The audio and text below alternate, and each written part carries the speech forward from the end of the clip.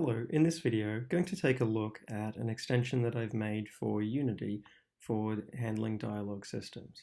So the system that I'm using is built off of a plugin known as Fungus. So if you're not familiar with Fungus, it's a freely available plugin and it provides you this. So what this essentially is it's a visual scripting language. It allows you to set up these blocks that have different commands in them, and you can then transition between those blocks. Those blocks can talk to your code can talk to those blocks. I recommend taking a look at Fungus. It has a lot of stuff in there for handling conversations and dialogues, but also a lot of other things for working with UI, animations. Very easy to extend. It's free. There's a great set of tutorial videos, which I'll link in the comments below, but recommend checking it out. But one of the things that I've done, and what I'm looking at today, is so Fungus has a system for conversations where it can put up a dialogue, and then you can also put up some menu items for selecting ones. And I wanted a lot more control over that. And because I'd previously set up an interactive fiction system in Twine, I wanted to be able to do a lot of the things that were quite easy in Twine in Fungus with the same level of ease. So if we take a look at what is actually there. So if I run this, then we have a dialogue. This is behaving quite similar to the normal Fungus stuff, but then we've got this change in terms of these options that are appearing down the bottom here. And these options, when I click on them, transition to the next one. So in this case, this one makes it loop back, but these options animate in. Now, the really key thing with these options, the thing that makes it powerful, is what options are displayed there can change as this is running. So we can add and remove things quite easily. So what I've done is I've actually implemented my own custom version of what's called the say dialogue in Fungus. And we'll take a look at how that actually is set up. And so this extension that I've made, it is fully separate to all of the Fungus code in that it depends upon Fungus, but it doesn't actually make any changes to Fungus. So we can see sort of the key thing here. This is my new say command. And it has a lot of the same options as the traditional say command, but what you'll notice is it's indented these commands under it. Because what happens when it goes and runs this say command, it actually, before it fully completes running this command that I've highlighted, it actually goes through and runs all of the commands inside of that, the ones that I've now got highlighted. Which what this means is I can do things like this, where I can roll a random number, and based upon that random number, display different options. And I use this extra command that I've added, add say option, to add in those different ones. So if we take a look at the add say option, I can customize the actual text, and I can also customize the button text. We can also control things like the colors, fonts, and also link what flowchart it goes to next. So this is the really nice advantage with it, that we can put up some dialogue for the user, and then based upon what options they've selected, just automatically transition to another option, which makes it quite straightforward for working with. Now, one of the things that I also do quite a lot with my setup is when I actually move to an option, I want to keep track of what options I've actually already made, so what choices I've made. So I can create, and I can use any variable type here, but for example, I could use a string and I could create this, and the name that I give here is purely for my purposes, so I could call this user choice.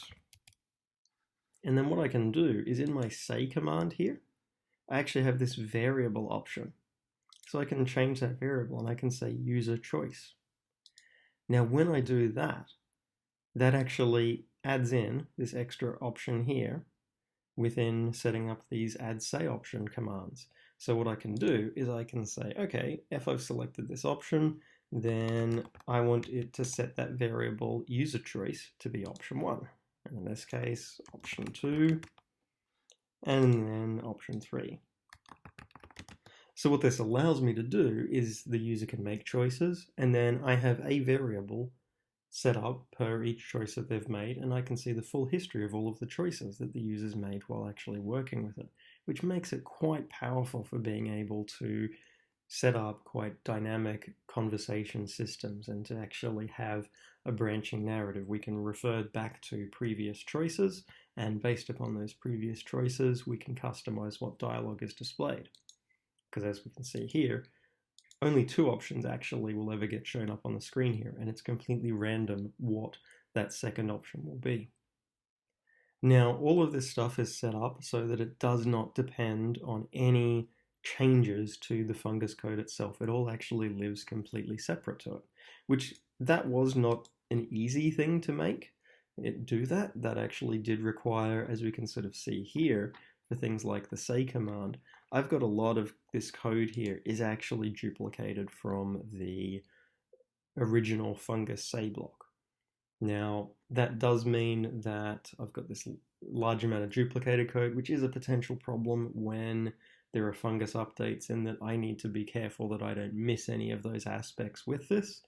But the advantage to it is that now I can fairly easily update Fungus and it's not going to break my code. It's a nice sort of clean separation there. At some point though, I do think I will look at trying to restructure this and try to put together a fairly minimal set of changes to the core part of Fungus that would allow me to more readily hook into its behaviors so that I'm not needing to duplicate as much of the code, and try and get that integrated into the mainline Fungus branch. But for now, this setup works reasonably well. My say option commands are quite simple, and one of the things I did with my say options, which we can see here, is my say options are fully encapsulated in a separate class. So one of the things that allows me to do is, as we can see here with my conversation option, it's very easy for me to expand this without having to modify lots of sections of code. So that's just something I tend to do as sort of good practice. If we've got a large amount of information I'm needing to pass around, just packaging it up into a class makes it easier to pass that information around and to set things up with it.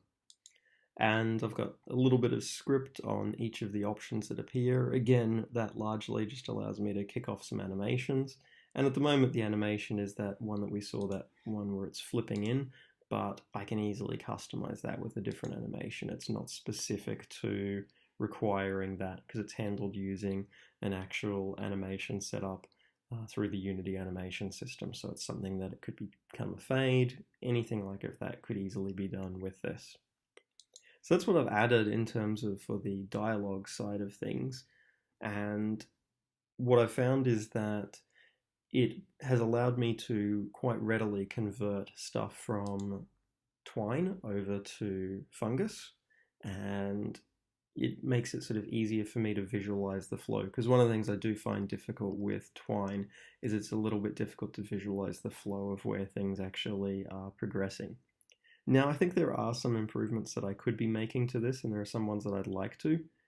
For example, I would like to not be needing to manually set up variables each time for sort of tracking what options have been made. And the other sort of downside to this, and it is one that it's able to be worked around by being really diligent with my testing. But for example, if I'm using strings or anything where I'm manually typing in a value that's used for the outcome of an action, it then means that I can, a slight typo and something won't work.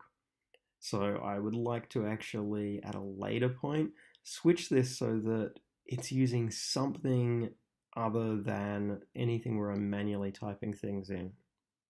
And I think there are probably some options that I might be able to do with that, with sort of tying into just a refactoring of having to set up all these variables. I think if I had a system more like, okay, this say option, say command gets given a unique ID, and then when I set up that unique ID, I also say, okay, for this unique ID, here are the possible values that can be set as an outcome of this.